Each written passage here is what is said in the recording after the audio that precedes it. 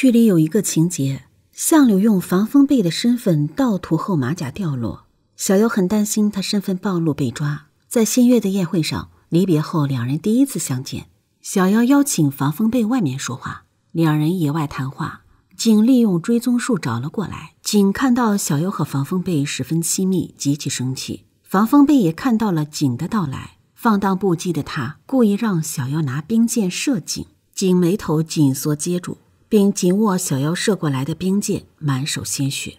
他明明安全地接了冰箭，为啥要使劲握，导致自己手被割破，鲜血直流？难道是想卖弄茶艺，向小妖卖惨，将小妖争取过来吗？可按后面的走向并不是，因为小妖问他受伤了吗？他说没有，然后藏起手，眼睛直盯盯看着防风被走了过去，迈出的步伐每一步都带着杀伐。这在一向温和的景身上是很少见的。按网友们的说法，就是迈出的步伐都带着正宫的气势，走出了六亲不认的步伐。这个时候的景应该才真正的的确确的确定防风被就是相柳，相柳就是防风被。所以他的慌张、担心以及醋意、杀意都达到了顶点，绷不住了，所以他才会以冰箭反击，直接将冰箭射了回去。有史以来，苍玄顾忌的不过一个景罢了，而景顾忌的不过一个相柳而已。那既然他并不想卖惨，又何必弄伤自己呢？因为他此刻处于极度愤怒和吃醋的状态，空手接白刃，完全压不住他的怒火。可他在小妖面前一直都是温润的、无害的，他不舍得将怒火发在小妖的身上，所以只能通过伤害自己得到疼痛，用疼痛感压自己的愤怒，让自己冷静下来。他这里握剑使自己受伤，和苍玄那次守在小妖门口抓刀流血其实异曲同工，都是吃醋了、愤怒了，但又不能有所作为，只能让痛使自己冷静下来。都说苍玄是疯批，其实涂山璟的内核里也住着一个疯批，他的所有温润只是留给小妖罢了。在龙骨玉那里，小妖刚恢复身份，他通过苍玄约小妖相见，但小妖没来，他便不走。海水涨了一次又一次，将他的脚淹住，他不移动；将他身子淹住，他不走；将他头都给淹了，他就是不走，死了也不走。心里想的就是小妖身份高贵，小妖好美，这样的小妖大概不要我了，小六再也不会回来了，死了算了。典型疯批自残自虐心态。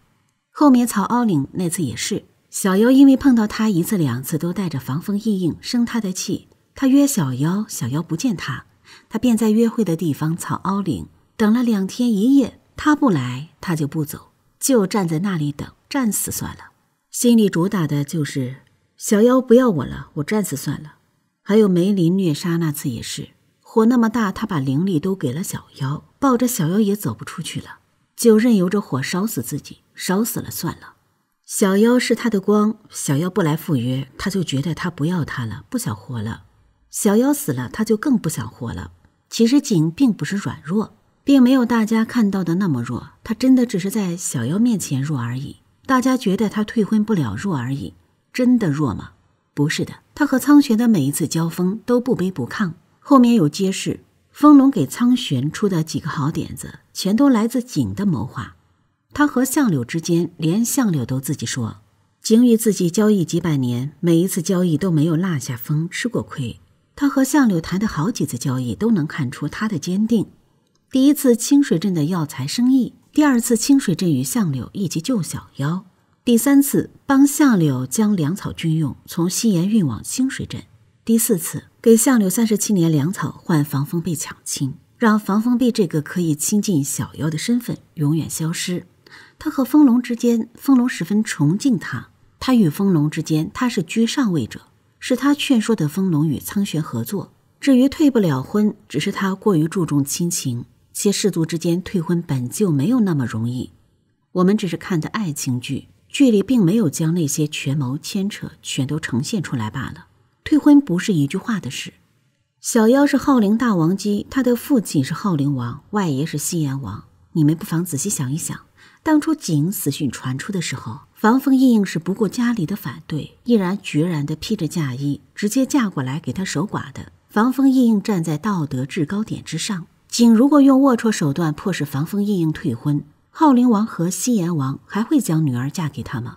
如果他真的对这样无辜的防风异应用了那种龌龊手段，小妖还会嫁给他吗？答案是不会。我们知道防风异应和猴有染，是因为我们站在上帝视角，别人并不知道啊。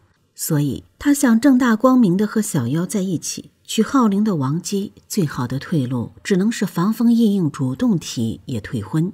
所以他也做了很多。他那么高傲那么守礼的人，却故意让防风异应看到自己身上的疤痕，故意在防风异应面前一瘸一拐地走路，和4大家族协商好，只要防风异应答应退婚，有4大家族的地方就有防风氏，甚至让奶奶收防风异应当孙女，以后作为涂山氏的小姐嫁出去。若是其他女人肯定动摇了，只能说天意弄人，防风异应想嫁的始终只有侯一人而已。她如果做了涂山氏的小姐，如何再与侯共续情缘呢？所以防风异应是无论如何都不会退婚的，也就注定了大家看到的表象都说景软弱，可她真的并不软弱。如果她真的软弱，她会就此认命，不会要求小妖等她。